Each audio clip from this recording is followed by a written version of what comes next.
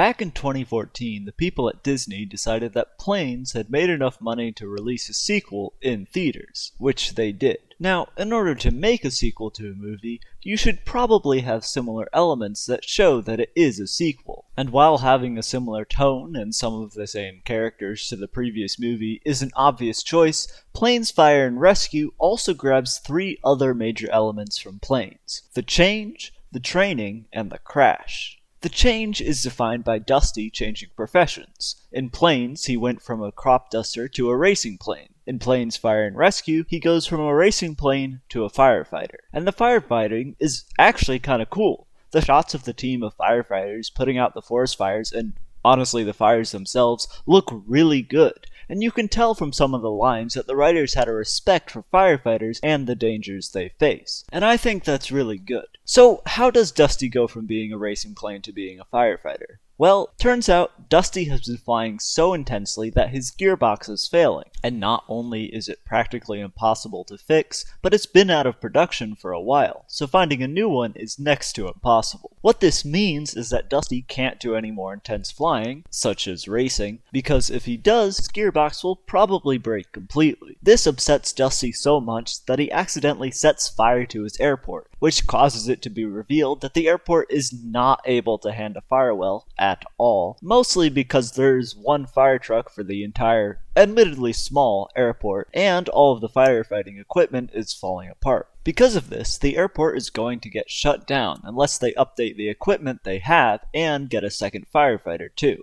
Dusty, wanting to help, probably because it's his fault the place got set ablaze in the first place, decides that he should be the other firefighter. So, now we've decided what new profession Dusty is going to have, it's time for element 2, the training, shown in a very similar way to Planes 1.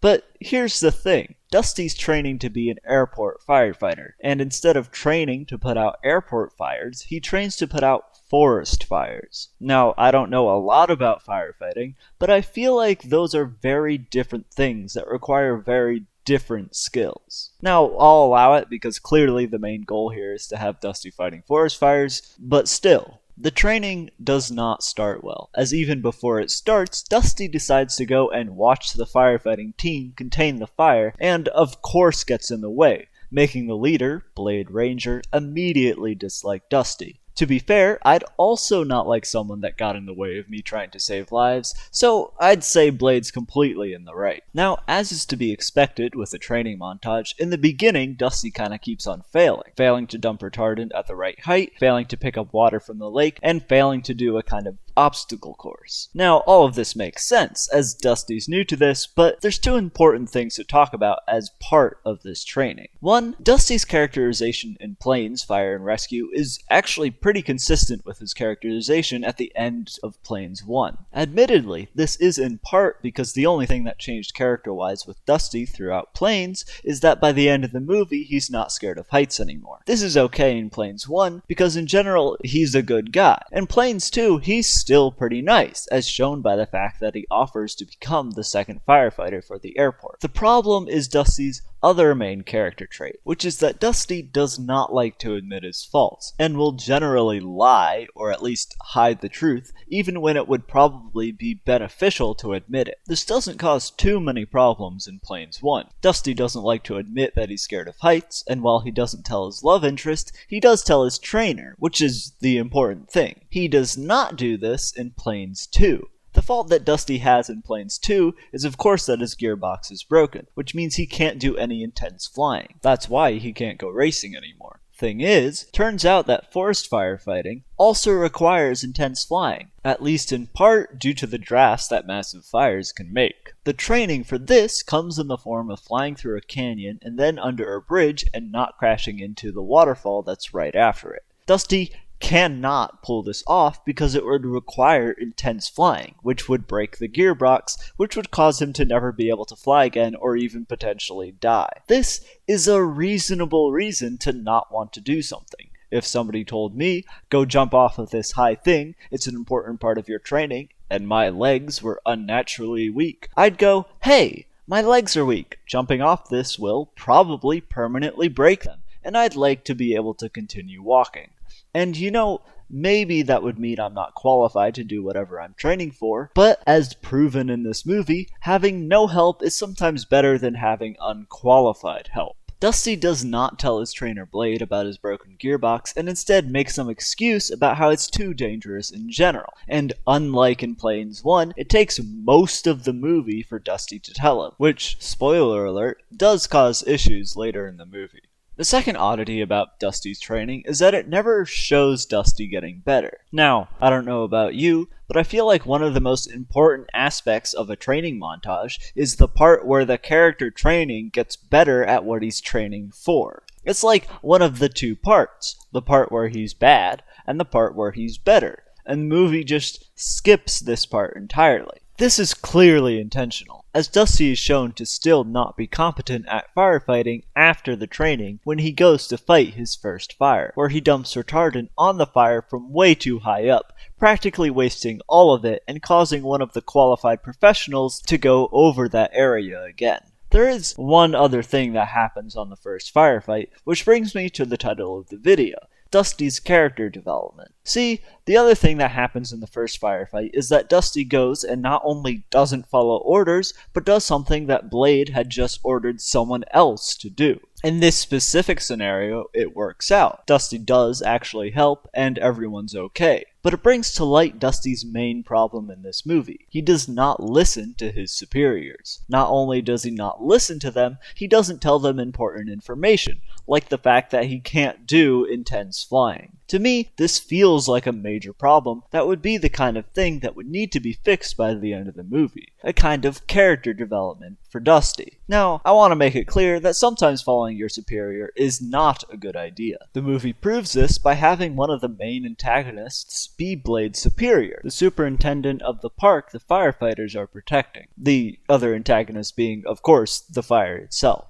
The difference is that while the superintendent is clearly a greedy, stupid car, Blade very clearly knows what he's doing and knows the dangers of fighting fires and how to deal with them. Dusty does not care that Blade knows what he's doing and instead goes, "I'm the main character, I'm going to do what I want," which again feels like a very good chance for growth. Because, while Dusty not following orders doesn't cause issues the first time they go fight a fire, it causes all sorts of problems the second time. See, some dumb rich guests caused the fire to spread by flying too low above it, so the team has to split up to contain the smaller fires that were caused by this. Most of the team goes one way, while Blade and Dusty go another. Now, Dusty and Blade are trying to stop the fire from spreading to the park lodge, which of course has a massive amount of vehicles in it, so the stakes are very high. Why Dusty, who hasn't shown the most competence, is being brought in this direction is beyond me, but whatever. Dusty immediately doesn't follow orders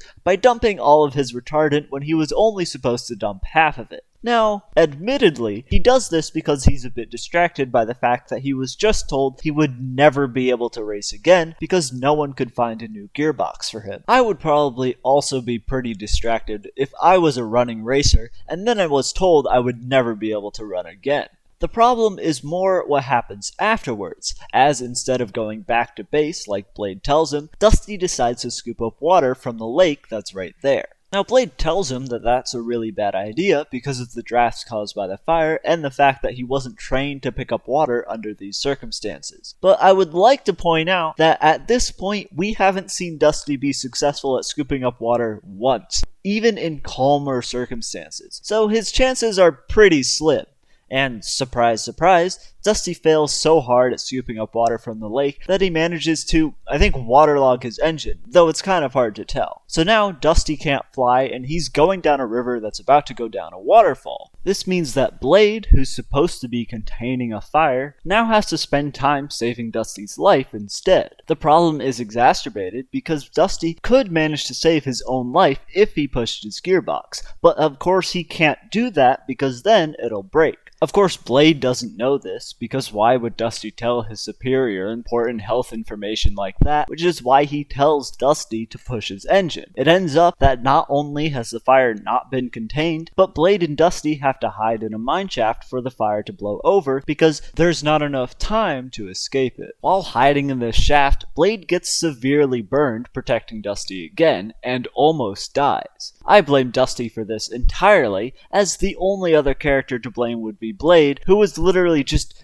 being a good vehicle and trying to save somebody's life. So it seems like Dusty not following orders and not telling those who should know about his health issues has caused someone to almost die and also inadvertently caused massive damage to the forest and danger to the park guests. To me, this sounds like something that would cause someone to maybe think about their actions and improve, as a way of developing as a character and becoming better for that. A kind of character development, if you will. Dusty does not do this. Instead, the third time the gang goes out firefighting, this time to actually save the lives of the guests trying to leave the burning park, seems to point to a completely different character arc, one that I'm not sure existed in the first place. The first part of the fight is pretty basic. They put out the fires that's covering the road and leave some of the team there to deal with the debris. The second part is fulfilled only by Dusty. Dusty goes alone because he manages to convince Windlifter, the acting leader as Blade is still out of commission, that he can make it to a couple that's stuck on a burning bridge before anyone else and save them. To me, it really sounds like Dusty would have gone even if he hadn't been told to, which really just shows how little Dusty has learned about following orders. Though admittedly a movie where the finale is the guy just following orders probably wouldn't be the most interesting. So Dusty goes, and as he's out of retardant, he tries to go and collect water from the river. Unfortunately, Dusty can't find a safe spot to collect water, so instead he goes up the waterfall and scoops up the falling water. Now, we have seen Dusty try to scoop up water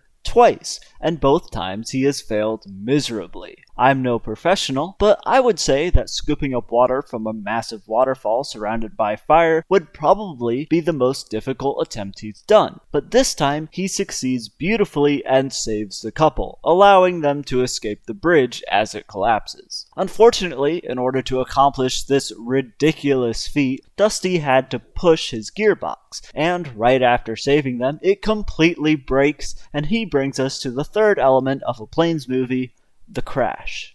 So, Dusty crashes and almost dies, which seems to point to a character development where he finally gives his life to save others. The idea of putting others ahead of your own life is prominent throughout the movie, with the talk of the wall of pictures of those who died trying to fight fires, and Blade himself protecting Dusty at great cost to his own health. This is fair, and you could argue that because Dusty put others before himself, it shows that he now has the mindset needed to be a qualified firefighter. This is a genuinely sweet idea that really shows the respect the writers have for firefighters. I do have a slight problem with it though. Dusty is already somebody that saves lives, and is already shown as someone that is very caring. That all happened in the first movie. And again, the fact that he decided to become a firefighter in the first place continued to show that he was a very caring person. You could say that it shows Dusty isn't just caring and saving people's lives now, but he also puts others' lives before his own, but we aren't shown that he's unwilling to do that at any other point in the movie, making that idea fall a bit flat. We're shown that he's scared to push his gearbox, but never at the cost of other people, and his fear is proven to be quite valid as he literally almost dies as soon as he does. The only reason he doesn't is because the mechanic at the base is practically a miracle worker and even manages to custom make his gearbox. So, just like in Planes, Dusty is better after his crash than he was before. Now, I'll be the first to say that I'm not exactly amazing at interpreting media, and I could easily be wrong about everything I just said. But in my mind, Dusty has a character development set up in which he should learn to follow orders, and instead of following through with that development, the movie just decides to point out once again that Dusty's just kind of a good person. Good for him, I guess.